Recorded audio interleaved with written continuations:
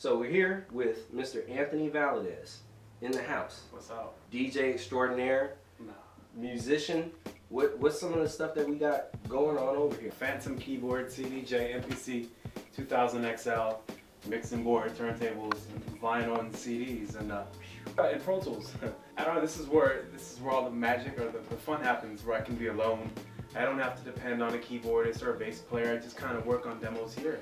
And then I invite people over, a live bass player, to play on something, and then I delete whatever I play. This is, I don't know, craziness. Musical craziness.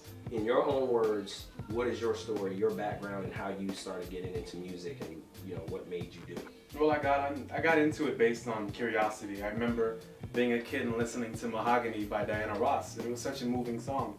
The strings and her words and the content. It was also moving, and so I wanted to explore that. So I began exploring various genres of music. And the more I explored it, the more I wanted to share it with people. The more I shared it with people, the more I began to make music. And that's pretty much the process of where I'm at now. Is sharing music by DJing in the clubs and by making music and releasing music. So, my life is an open book. I don't keep secrets. Like, I was adopted as a kid, and I was raised by my grandfather. And so he wasn't really a music head.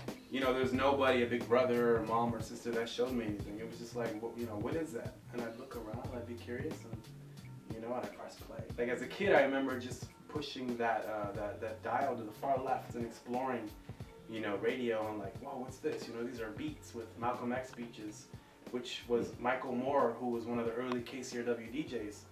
And it was me being curious and just exploring, oh, what's this jazz station? And just, what's this? And I just was very curious. Okay. Who are some of the people that you would say are your influences, or that people should, check out for? People that try to push boundaries, whether it's politically or musically. Paul Robeson, who was very influential when I studied about him. I got lucky, I had a really good teacher who was like Paul Robeson, and we're kids, like, who's Paul Robeson? But when we found out that he was somebody that was slept on, by history, because you don't study about him, and just how people were telling him no, and with music and theater and all these things he did to really push, this idea of being free and being, unified. That carried over to DJing. Well, maybe I can. This crowd may not like this song, but I'm going to try to drop this in my set and see what happens. Like Michel, Gondry, film director, who just, does amazing things with what little resources he may have. Right. And even as a kid, like, I don't know, Michael Jackson, it's almost cliche to say he inspired me.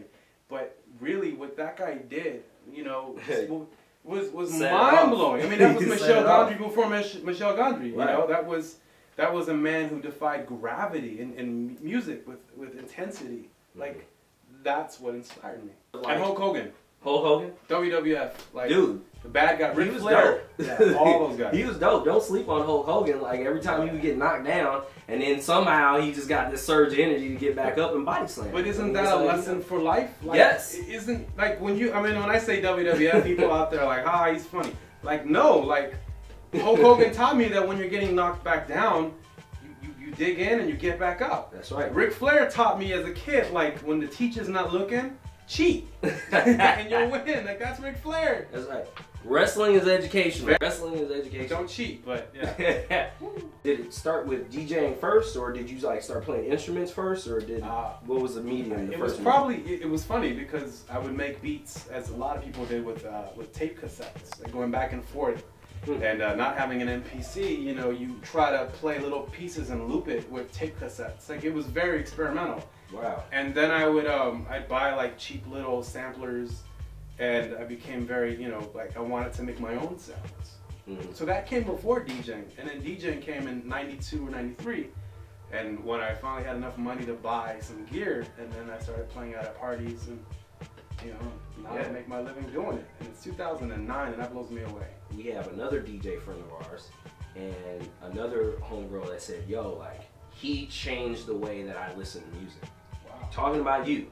Like, when they talked about, like, DJs, they look at and study, like, they look at you. Wow. I don't know why. Man, because you have, I think, an ear that is different from a lot of DJs in a bigger musical sense. So did that just come about, or is it just you just doing you? I just do me. I mean, it's kind of a stigma of being a DJ and trying to stand out in LA. I mean, you know, we have thousands of quote-unquote eclectic DJs who cater to themselves or their own small communities.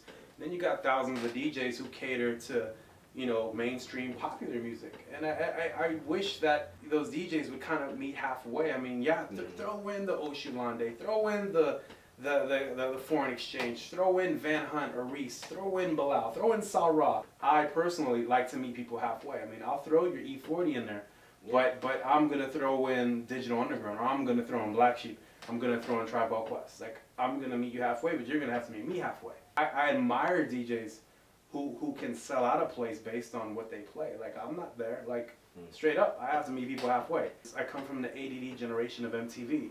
You know, we're just so like, that's why I quick mix. Like, I know that people get bored off 40 seconds. Like, people don't listen to an entire song anymore. And that's sad. You listen, again, Michael Jackson, Thriller, Off the Wall, like that album is sequenced. Each song is like, you know, it takes you somewhere. And our generation is all about the single. It's about, you know, a couple minutes. Right. That's why I quick mix. But also, I mean, I'm going to throw in Stevie. I'm going to throw in all that good stuff. So I try to, you know, I try to cater to everybody. I think I'm fortunate enough to have a radio show to where I can balance it out. Like, okay, this is what I play. The radio show's all about me. Right. You know, hopefully you enjoy it. And I think people do. I mean, I get emails. But I see DJing actually as, you know, as a person who's a sound designer, you're designing an element, a vibe. I have no shame playing the most ignorant song on a radio. Actually, I take that back, I do. But I also have to check myself and remember that these people will come, you know. Sometimes some of them come and they want to hear new music or they want to hear something different, and I cater to them. But I also know that some people have 9 to 5s, and they just want to have fun.